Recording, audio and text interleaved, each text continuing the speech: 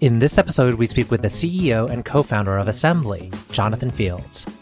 Assembly is an AI-generated platform that integrates with Slack, Teams, intranets, mobile, email, and other communication tools, and can be used for recognition, rewards, feedback, polls, contests, announcements, and more. In 2017, the founders of Assembly, including Jonathan and 3 others, had a goal of maximizing collaboration, increasing engagement, and boosting productivity in the workplace. They persisted and worked to create a platform that does just that.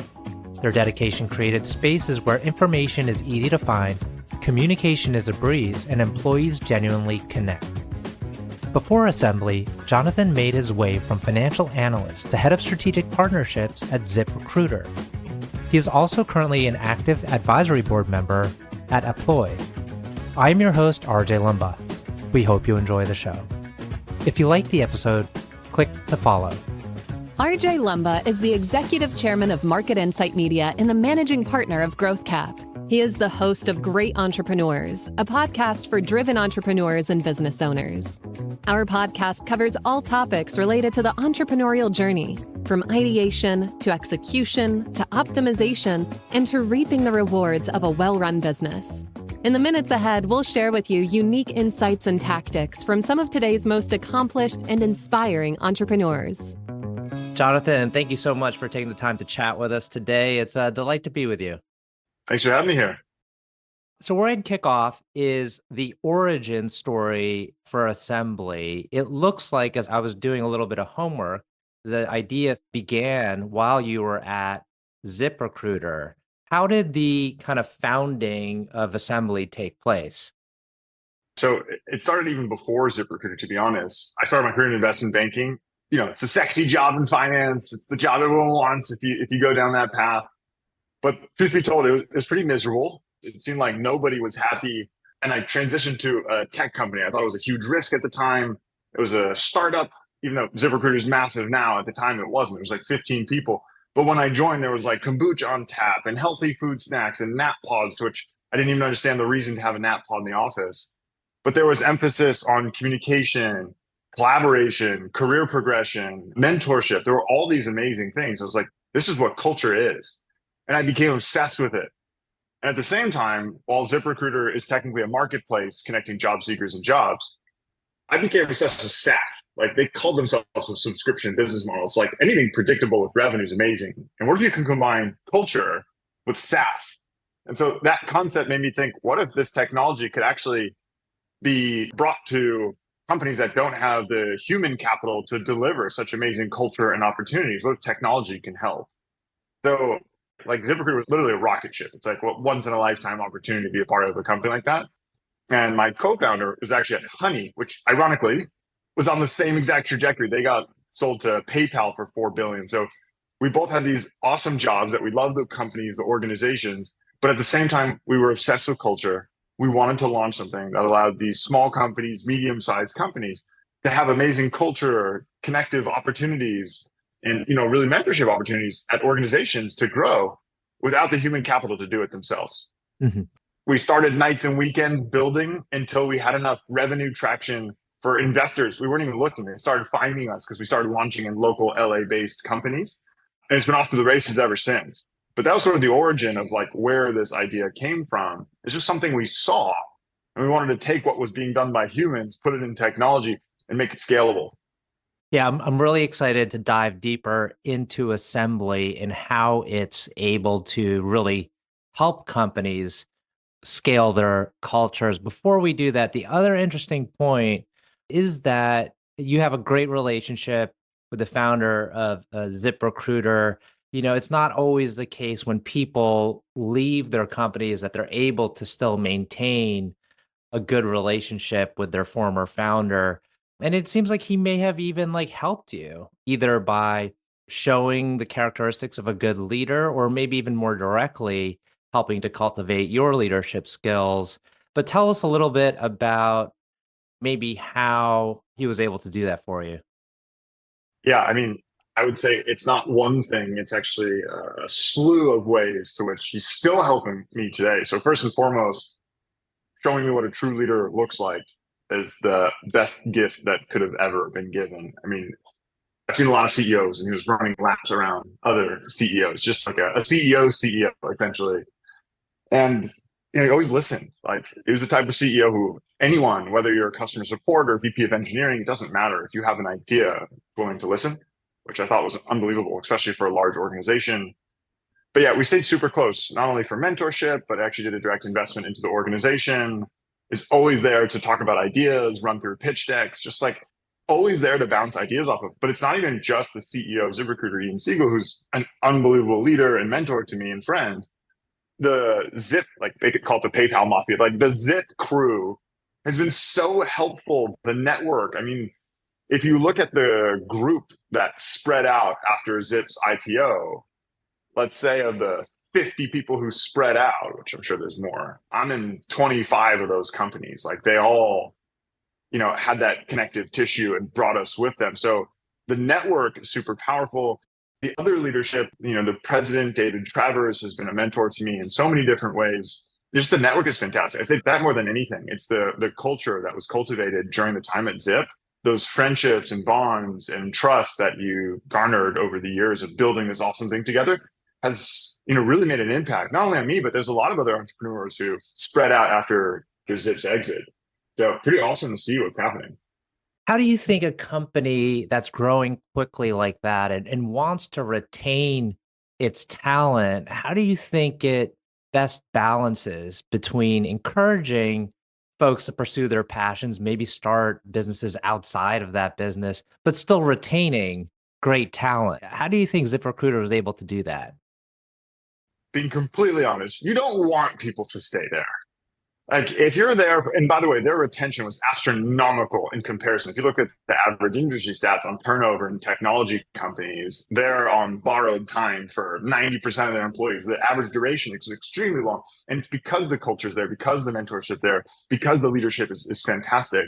And obviously the company, it's public, it's fun, it helps people get jobs, which is always a good thing. But if someone's there for 8 years and they tell you, my true passion is to start a company, if they're a foot and a half out the door, there's the question is, do you really want them to be there anyways? Or do you want to support them in their passion and be as helpful as you possibly can? So I think they understand that because they themselves, as founders, they actually started ZipRecruiter while working at other companies. Mm-hmm. So, they did it nights and weekends once again, but they were unbelievable individual contributors or leaders at the companies they were at previously. And when ZipRecruiter had enough traction, they jumped in full time. And that's kind of a model that I'm sure happens all day, every day amongst, entrepreneurs, but they've been supportive. And for those that do stay, they keep rewarding them. There's stock options, there's or RSUs now. It's just a great culture and it's continually innovating. And if you think about what jobs are, in the ecosystem, the jobs marketplace, it's at the forefront of AI technology. You have to match job seekers to jobs. And like the faster and faster you can do, the better the experience is across the board. And obviously with the revolution that we're seeing in AI right now, there's a lot that they can do, a lot. So I'm sure the time to hire, which by the way, when I started, it was like 65 days and it compressed to like 18 days. What if you apply to a job and find your position in 2 days? Would that change the game for everyone across the world? I mean, hopefully they could be at the forefront of that innovation. Mm-hmm. Well, this is a great segue into assembly and scaling culture. I mean, culture is critical to any organization, particularly private companies. And I presume figuring out how technology can truly help a company is not an easy thing.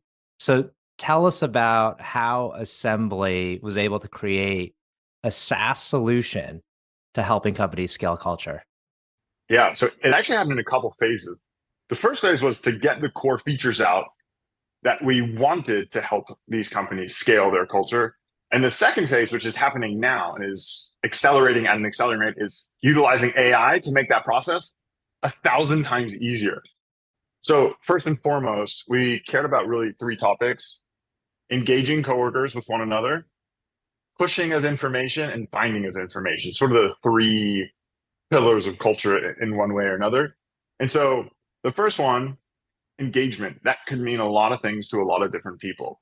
So we actually give people flexibility. We have hundreds of culture templates that sit inside of our platform where you could do things like recognition, surveys. You can create social channels for people to show off their pets or highlight the favorite company moments, or companies create the wall of same, where in the office, maybe they're wearing the same outfit and they throw it up on this wall that everyone can comment and react. Almost an internal Facebook, a little bit more structured. And that's kind of the engagement modules. But we have notifications and prompts to make it awesome.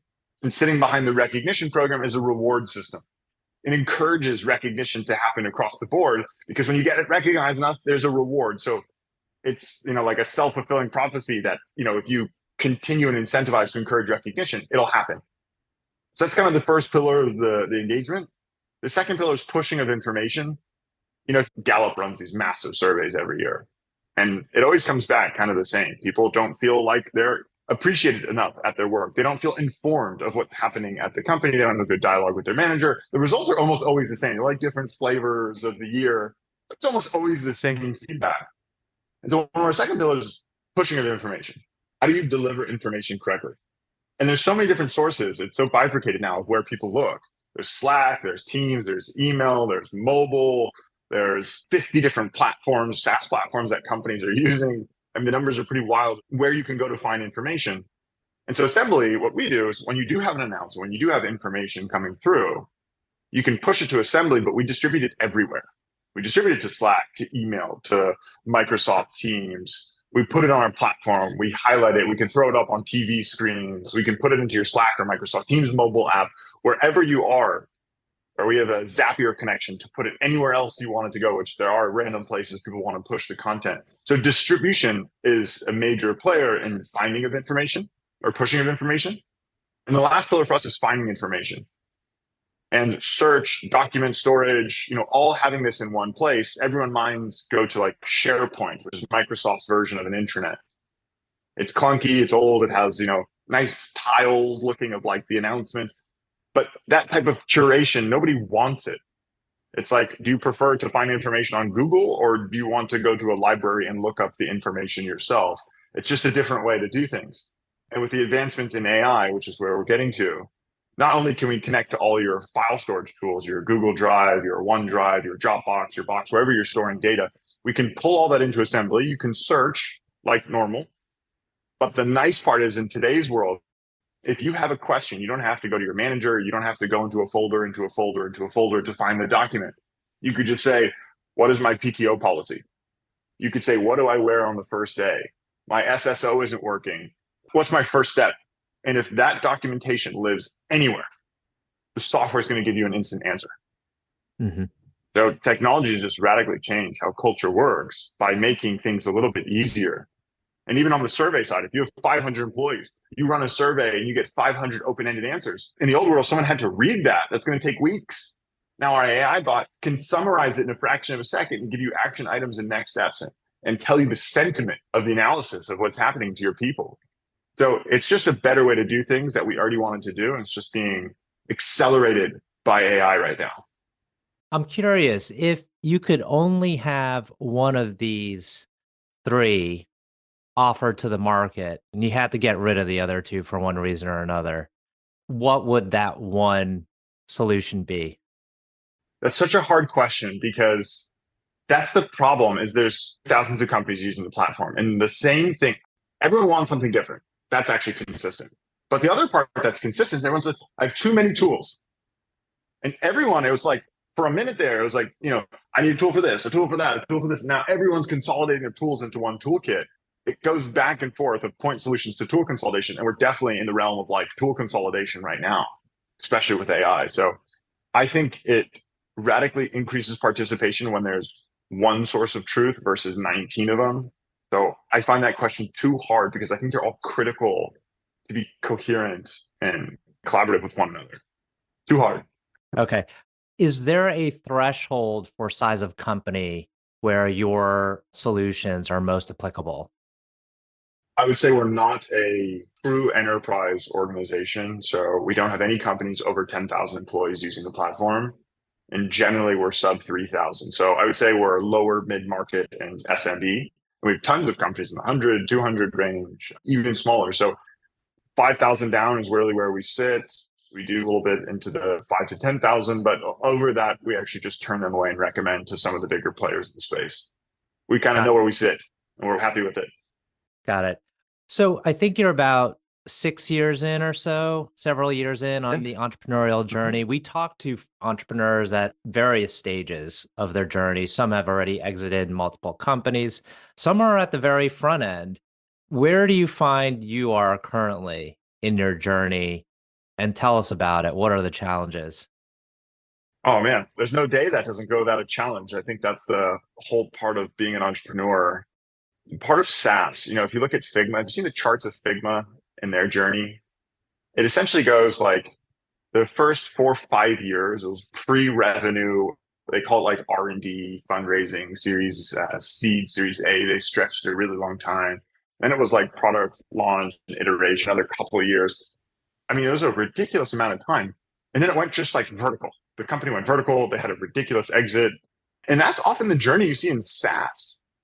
And so in all honesty, we started one vertical and we started expanding into a horizontal platform. And now it's being spearheaded by AI. And the traction we're getting with this new AI tool is awesome. So in applications of what we can do, each month it gets extra. So I feel like even though we've been around a few years, it feels like it's still the first inning. So I think there's so much left to be done. I'm so excited for where it's yet to go. So I think we're still really early in the journey, to be honest. What's the best insight that you've ever been given in regards to being an entrepreneur and trying to be a successful entrepreneur? Yeah. Someone sent me this chart the other day, and it kind of looks like a yarn ball. And it like resonated so deeply as an entrepreneur because every entrepreneur I talk to, they say the exact same thing. Everyone says the same thing. It's almost a lonely journey when you're an entrepreneur because there's no consistent, like ZipRecruiter was a success after success after success. And if you put a straight line through assembly, we're very much up and to the right and accelerating. But if you shrunk it to a day-to-day basis, it's like up, down, backwards, circles, circles, up. Like it literally looks like a yarn ball. But of course, if you stretch it out over time, it's going up and to the right. And that's the hardest part is you have to be able to stomach all the ups and downs. And then on top of that, we're a culture company and we focus heavily on people. So we try to go above and beyond for the people at our organization. But of course, people are human. There's human capital issues. There's never a dull day, ever. Even though people did tell me exactly what was going to happen, you almost can't believe it until you do it. But it's exactly what everyone says it is what I would say. Mm-hmm. Do you have like one key theme or focus area that you'd like your culture to become or to emulate? Yeah, I mean, we're pretty aggressive on our core values. And some of the key core values we have is one is like being candid. So we're abundantly transparent. I mean, every month we go through all the financial details, we go through our metrics. I really haven't seen a company that's as transparent with financial metrics as we are. The good, the bad, the customer stories, the feedback loop. And we use our own product to produce those feedback loops. So there are forms inside of our platform, and the forms can be routed to the right people. So if ever there's product feedback, everyone in the organization can fill out this product feedback form and it gets routed directly to the product team. If there are different types of issues, if there's an anonymous suggestion box, an anonymous feedback loop that needs to go to leadership, we route them anonymously to the leadership team. There's an abundance of free-flowing information, whether anonymous or public. I think that's a great thing. But it's always evolving. It's always a journey. And you just have to be agile, which is another one of our core values. Like you have to be agile in the startup world. That's just the truth. It's widely known how difficult the journey is of being an entrepreneur, and it's a 24/7 endeavor. And recently, there's been more media about, particularly Brian Chesky has been vocal about this from Airbnb, about how sometimes the journey is lonely. There's maybe people that don't really maybe understand everything you're going through or that you could necessarily have as an advisor. Have you experienced any of that? Has it been that roller coaster ride for you as well? It truly has been, to be honest. And if you look at the founder of NVIDIA as well, it's like, would you do it again? They got all the headlines. He says, no, I wouldn't. And you talk about loneliness at the top, and it's interesting because when you're an employee of an organization, you're never the final say. I mean, you might have an incredibly important role at the organization, But at the end of the day, responsibility lies at the top. And when you're the CEO and founder of an organization, it's tough. What happens when you raise interest rates? What happens when things are out of your control? Like the companies you partner with just go out of business, or there's always something new every day. And it's hard to understand it when you don't have that direct responsibility. And then the other part is you're so passionate about it. Nobody's going to have the passion of the product as you do. So amongst my founder group, it's like, we're so passionate. We live and breathe this thing 24/7. I mean, I wake up on my phone, I fall asleep with my laptop on my chest. I'm doing this all day, every day. And I've been doing it like this for years. So every swing is so meaningful to me personally. And it's hard. I mean, it's really hard. And I think one of the parts of being an entrepreneur is to have a mental state that can cope with the level of stress and swings, which I don't think people are meant to handle such violent swings on a day-to-day basis. So it's just a skill you have to acquire, and it's taking time and practice. And I'm definitely getting better, but still have a lot to do. There's a common saying, it's never as good or as bad as it seems. You really got to take to heart as an entrepreneur. So are there any kind of mechanisms you put in place to help deal with things outside of work, such as fitness? Is that kind of a part of your daily routine? Yeah. If I didn't have a routine, I'd probably not be in a good place, in all honesty. So every morning I'm up like early fives. I'm at the gym. Like I need it for my mental health. I was getting Slack notifications. Like I'm in every channel across my organization. So there's probably an interaction every 3 seconds across certain, metrics that are being thrown off the board. There's reward stores or redemptions. I get pinged on everything. I had to shut down Slack. I cannot get Slack notifications. It was the one thing I'd say that was getting under my skin. And it's like the second I turned off Slack, I actually felt better. I was like, this is great. Like I had to turn off my iWatch.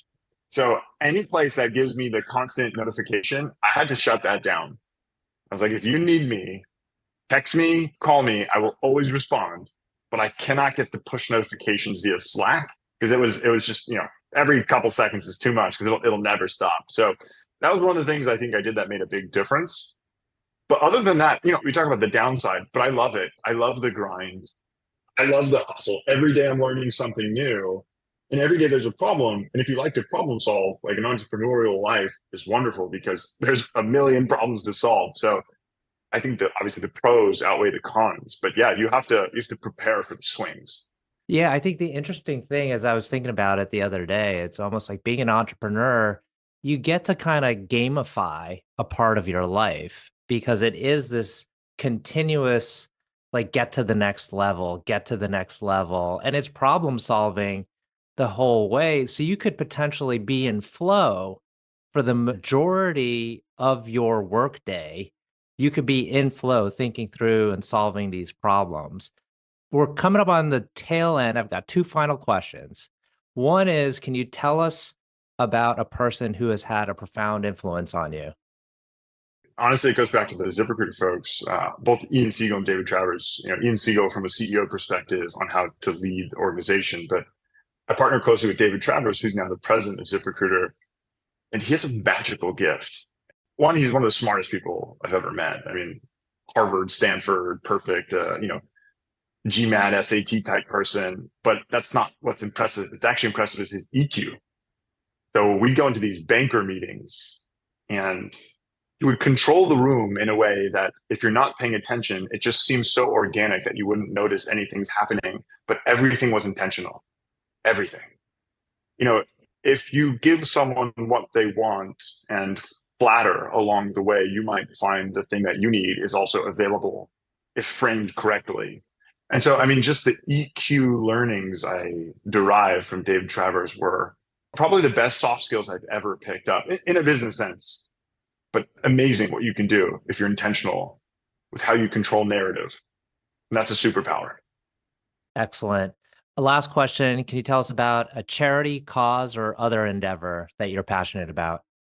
Yes, that one's easy. Love this one. There's really 2 in particular that are pretty dear to my heart. I've been working with the Leukemia and Lymphoma Society for almost 10 years now. One of my best friends, she died when we were 21, just too early. It was so sad. So now there's almost a legacy where you can run. It's called the Man or the Woman of the Year campaign, where you can go out and fundraise. You can get people to go on your team. Everything they raise goes up to you, and you push out money. And it goes to obviously this incredible cause. So I've been doing that for years. I love it. I love the organization, what they're doing, and the research that's coming out is, it's truly amazing. Not as far as I'd love it to be, or as I'm sure millions of others would love it to be, but what a wonderful cause. So Leukemia Lymphoma Society is a phenomenal organization. The second one, which is a little bit more local, small scale, but it's called LA's Best. I live in Los Angeles. It's an after-school enrichment program that helps underprivileged children get access to education, arts, and in all honesty, what I think the best part is mentorship. Sometimes, their home life is not what you need in terms of a mentor. They're either missing parents, or some of their parents are not good role models whatsoever. So getting access to wonderful people, getting access to arts, sometimes even being provided the one meal of the day. It's such a wonderful organization. It's locally funded from the mayor's office, amongst the donors and, small board members. But it's such a nice charity that, Leukemia Lymphoma Society, what it's doing, and everyone's been in touch with cancer. So everyone can relate to that. But the LA's Best, it's so tangible, because if you actually go to a school site, you can see the impact that you're making. You can talk to them. You can see what's happening. You can see the impact you're making on these people's lives, and the incarceration rates, if you go through this program versus not in some of these not as wonderful school areas. Like, you're far more likely to stay out of jail. You're far more likely to go to college. You're far more likely to have a better life if you have positive mentorship and interactions like this in your early youth. So couldn't love it anymore. That's awesome. Really appreciate you mentioning those organizations, and we're going to include links in the show notes. Jonathan, want to thank you so much for taking the time. I really enjoyed our conversation. I know our audience will as well. Yeah, this is awesome. Thanks for having me.